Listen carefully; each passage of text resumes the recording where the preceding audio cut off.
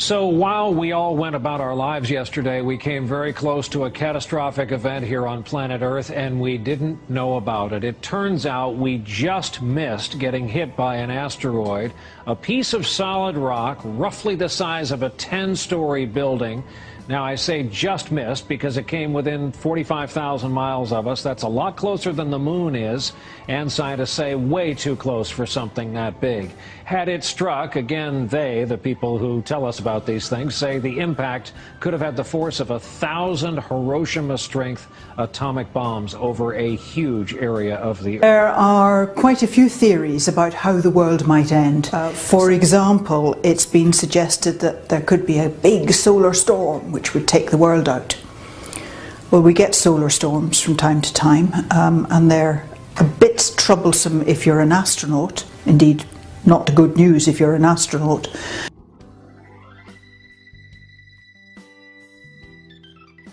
But down here on Earth, we're protected by the Earth's magnetosphere, the effects of the magnetic field. And okay, solar storms can disturb that. They can produce currents in power lines that sometimes cause trouble. They can take out satellites, stop satellites working. So they could affect our GPS and any telephone calls that go by satellite, for example. But they're not going to end the world. Every so often asteroids do hit the Earth. We know, we can see some of the craters. There's Meteor Crater, or Barringer Crater as it's properly called, in Arizona. And there's traces of a very big crater, partly on the Mexican Yucatan Peninsula and partly under the sea. That big crater was the result of an impact about 65 million years ago, and it's thought that's what caused the extinction of the dinosaurs and many other things. So a big thing like that could cause us some problems. Broadly speaking, what happens is when something big like that impacts, it not only makes a crater, it kicks up a whole lot of dust into the atmosphere. And the atmosphere cuts out the sunlight, and that stops crops growing and foods fail and there's starvation and so on. So that is something we need to look out for, and we are looking out for. There's an array of telescopes all around the world monitoring the sky night after night, actually monitoring about 1,000 potentially hazardous objects, things that might come and hit the Earth one day. As they monitor them, they discover that the vast majority of them won't, that as they get the orbit more accurately, they see it'll miss the Earth. But if there was something coming to hit the Earth, we'd get 2 or 3 years' notice. And even with today's technology, we could divert it so that it didn't impact the Earth. And there's research going on all the time which will improve that technology so that it gets easier to divert an incoming asteroid. We've got no knowledge of any big asteroid coming to hit us. Some of the techniques they use to deflect an asteroid, one of them is to paint it white all over, which means it reflects sunlight very well. And the sunlight bouncing off the asteroid will push it sideways. From Plato's Republic was the idea that population should be controlled and unwanted life should be disposed of like trash. In other words, that some were worthy of life and others weren't. This is a concept that comes through in Darwin's ideas about survival of the fittest. If we are evolving towards individual perfection by natural means, that would mean that collectively we are in fact evolving towards a utopian society of perfect men and women. However, in that case, those with perceived poor genetic material would be slowing that collective evolution, and so the whole process could be accelerated by getting rid of those who are not made of the right stuff. The end goal of a utopian society of purebred humans would justify the means of getting rid of the lesser ones.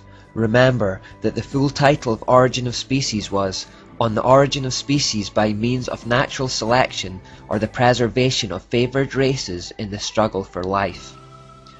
One of the major influences on Darwin was a man called Thomas Malthus, who received the blessings of French deist Jean-Jacques Rousseau and famous Scottish philosopher David Hume. Incidentally, David Hume has a prominent statue on Edinburgh's Royal Mile, and if you look at the back of it, you will see this sun god symbol. Now, Thomas Malthus authored a document called The Essay on the Principle of Population, where he concluded that, amongst other things, society should adopt policies that prevent the human population from growing disproportionately larger than the food supply. Malthus, again finding a root in Plato's Republic, proposed genocide to make sure this didn't happen. Specifically, he thought to target the poor. He says, "Instead of recommending cleanliness to the poor, we should encourage contrary habits. In our towns we should make the streets narrower, crowd more people into the houses, and court the return of the plague. In the country we should build our villages near stagnant pools, and particularly encourage settlement in all marshy and unwholesome situations. But above all, we should reprobate specific remedies for ravaging diseases, and those benevolent but much mistaken men who have thought they were doing a service to mankind by projecting schemes for the total extirpation of particular disorders." Malthus believed that by such methods, the undesirables in society could be effectively culled. He said regarding children, "We are bound in justice and honour formally to disclaim the right of the poor to support. To this end, I should propose a regulation be made declaring that no child born should ever be entitled to parish assistance.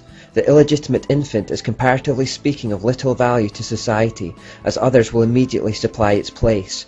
All children beyond what would be required to keep up the population to this desired level must necessarily perish, unless room be made for them by the deaths of grown persons." The logic behind the idea that those who serve society least should be destroyed was echoed under Darwinism in the survival of the fittest. The individual is lost in the collective. Again, the end of a utopian society justifies the means of killing the poor and the weak. This naturally leads to another idea put forward by Plato, that people who are perceived to have pure genetic materials should be encouraged to breed amongst themselves to produce a race of supermen fit for ruling over the masses. This selective breeding is called eugenics. Eugenics actually found its Enlightenment-era origin in Charles Darwin's cousin, Sir Francis Galton. Galton regurgitated the thoughts of Plato in his work, Hereditary Genius, which was basically a racist tirade advocating a system of selective breeding for purposes of providing more suitable races or strains of blood a better chance of prevailing over the less suitable. In other words, trying to artificially speed the upward course that evolutionists thought we were naturally already on. In truth, selective breeding had been practiced for some time amongst the elite. Inbreeding was commonplace amongst the ruling class to protect the genetic purity of their future stock. Galton merely took this idea and popularized it as a legitimate science. This very same tradition was in fact practiced by Charles Darwin himself in the hopes of maintaining a genetic superiority in his own bloodline.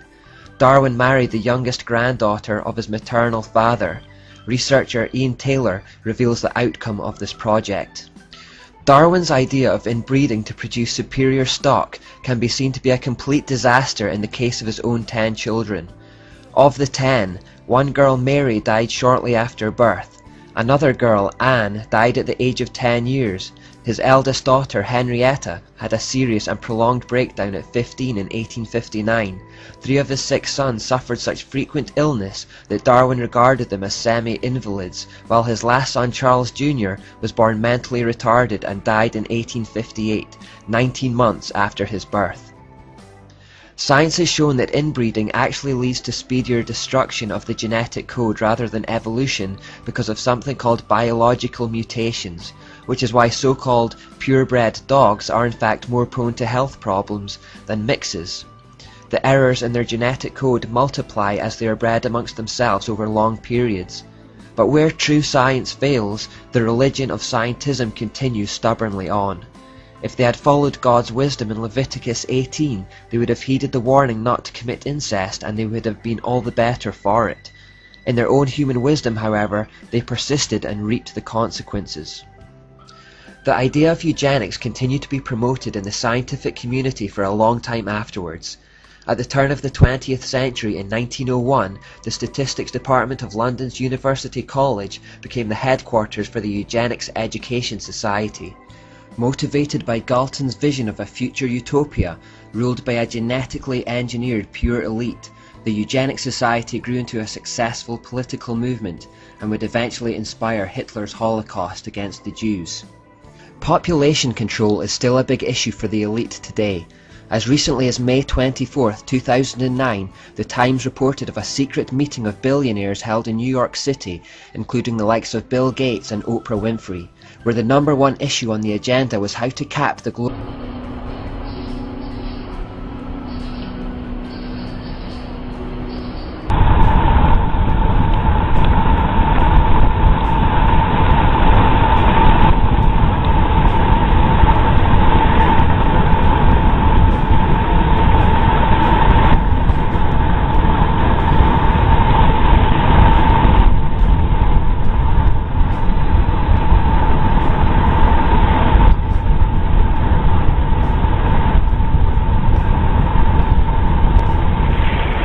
Look at it. This is what's washing up. And as it washes up, it's bringing all these jelly things. What is that?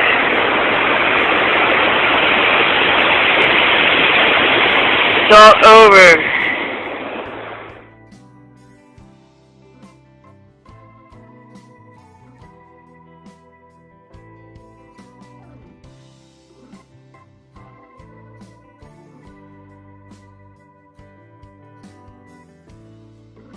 State warns on EMP. There's no help coming. Oh, this was interesting. Washington. Arizona Governor Jan Brewer has signed legislation to require the state's Department of Emergency and Military Affairs to prepare materials outlining what citizens need to know to deal with either a natural or man-made electromagnetic pulse event that could knock out the vulnerable electrical grid system over a wide geographical region. But if this isn't another red alert for you, I don't know what else to tell you.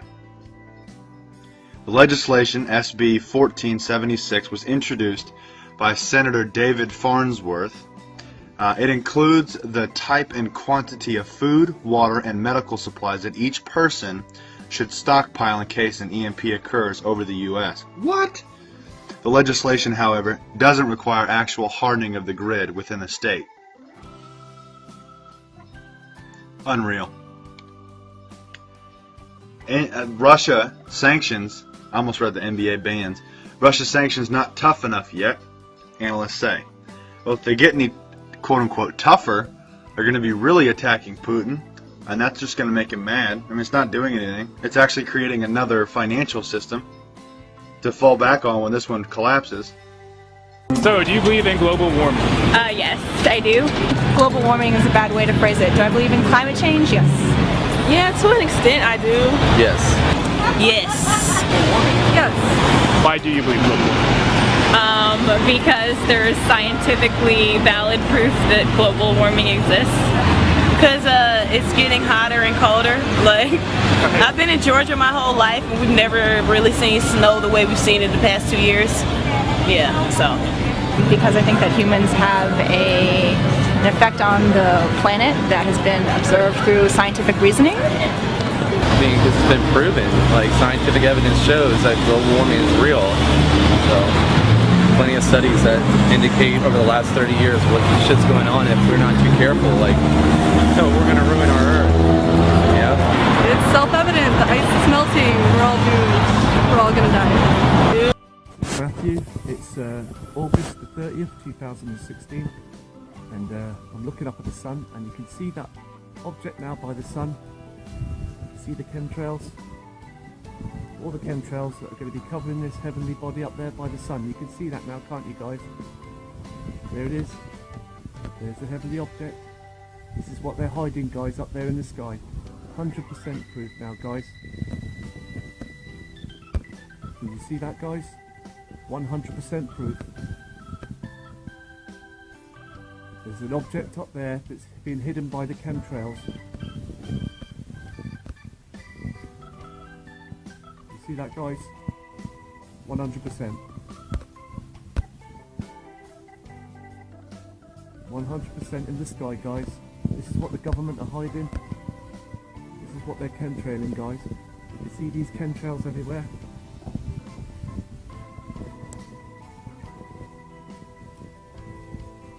This is what they're hiding.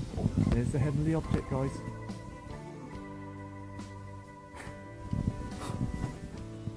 There it is, guys. See the chemtrail? This is what they're hiding up there, guys. There's the sun, or the artificial sun, or something else. Don't know what it is, but there is the heavenly object. Chemtrails.